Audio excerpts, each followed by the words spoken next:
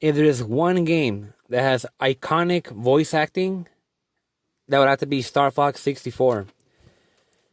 This is a game that people quote all the time because it has so many countless iconic, memorable moments in its voice acting.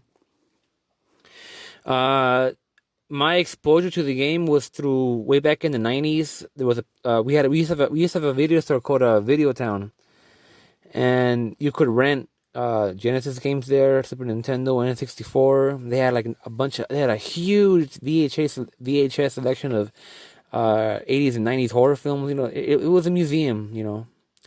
It shut down because Netflix killed it, but that's how I first started that's how I first started playing Star Fox 64, by renting it. Eventually, one of my friends gave the game away. He had the European version, which is called Lilac Wars. And this game, I would say, of all the games, has the most iconic voice acting. Like you just go through all the lines of Falco, Peppy, Slippy Hair, Fox, Starwolf, his team, Andros, the various bosses. They're all iconic, and they're all. And the game's very funny too. And as a Star Fox game, it's definitely one of the best.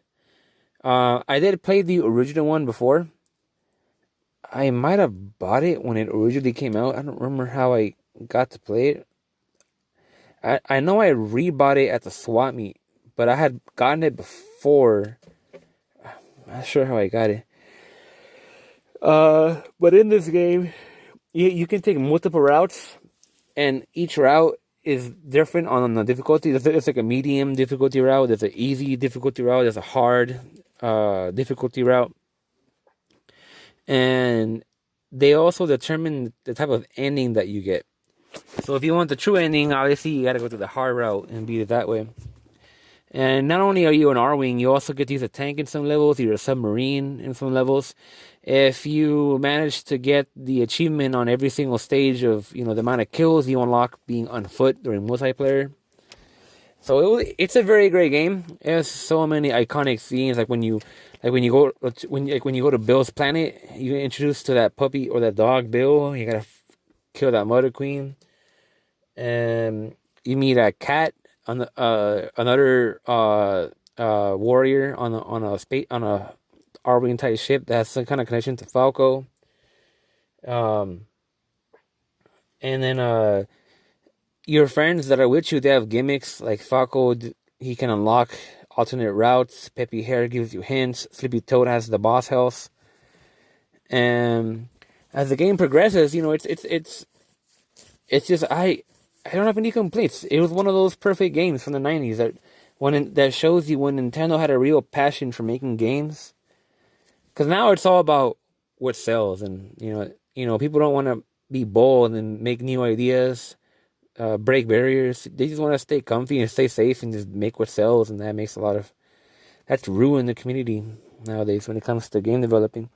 But anyhow, if you take the hard route, you obviously you got to go through all these unique planets, like I think Aquarius or whatever, like a planet full of trash, where there's one guy with as like a chain that he spikes at you, and the difficulty can get really hard, but it's like when it gets to the bosses, you often go into all range mode where you can do U-turns and you kind of like in an open world mode on the R-Wing, and the bosses, you're you're you're able to quickly adapt to them and beat them, which is respectable because nowadays, like, a lot of games try to completely screw you over, and the difficulties are just unfair. You can't learn as you go anymore when it comes to game. You can't learn as you go anymore when it comes to gaming. It's just trial and error, but it's frustrating trial and error. You know what I mean? And so, Star Wars 64 was very iconic. Very iconic. One of the best games I ever played. As I said many, many times, the best dialogue. Uh, it has a I will make a quick note because I talked about Illusion of Gaia earlier. Illusion of Gaia at the end has a scene where all the characters are running at the credits. Starfox has the same thing in the credits where they're running in the credits, and I'm pretty sure they stole it from Illusion of Gaia because Illusion of Gaia came out 3, 4, 5, 6 years before, and they had that sequence, same sequence where they're running at the end and they fall behind the main character. And if you haven't played it, I would highly recommend you playing this game. If you have an N64 and you have the game in your attic, get it back down, play it. It's a classic. It's a classic. And there has been a Star Fox game since that was as good. You know. And my favorite moment in this game is when you beat Andross in hard mode. Because guess what happens? I played the first Star Fox, and I have a soft spot for James McCloud, the OG of the first game. Between Star Fox 1 and Star Fox 64, or if you want to be technical, between Star Fox 2 and Star Fox 64, he gets killed in an ambush, supposedly, by Pigma Dengar, where Peppy is also involved in it, but he escapes. And so you're under the assumption that Fox is the new Fox, because the guy in Star Wars 64, that Fox is the son. So he's under the impression that his father is dead. And when you beat hard mode, and you defeat Andross in his weird like intergalactic type of dungeon, he decides to take you down with him, and he self-destructs and blows you up, and Fox is like ah, and then you hear the intermission, and it goes, never give up, my son. And James McCloud pops in to lead you out the dungeon, and Fox is like, father? And then so you gotta follow James McCloud because for whatever reason you don't remember the way out, even though but your dad does. And you follow him and you get out, and your dad flies off and disappears.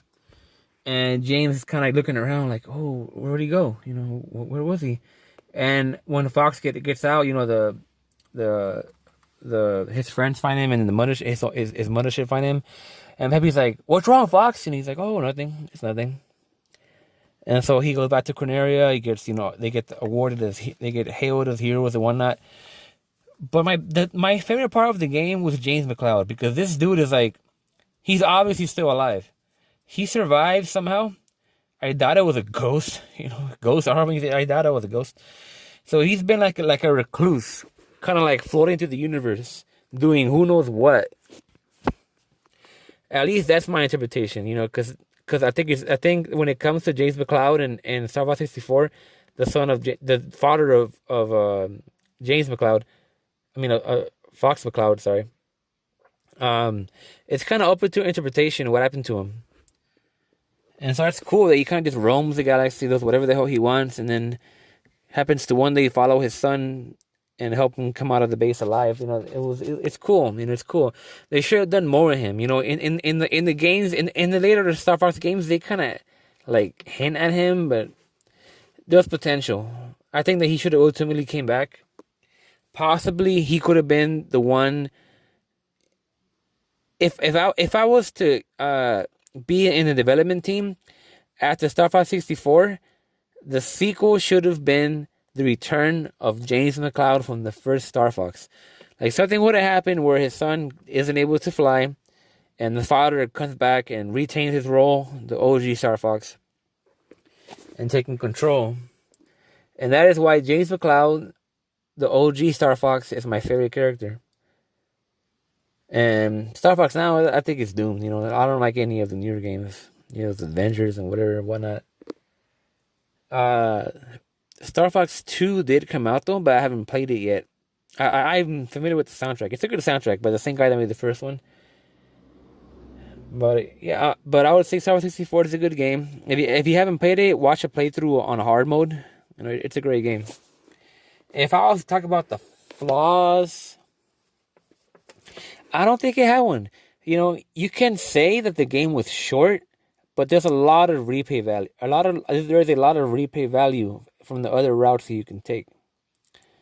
The difficulty can be frustrating towards the end in hard mode, especially when you fight Starro for the second time. But overall, it's a great game, and I highly recommend it.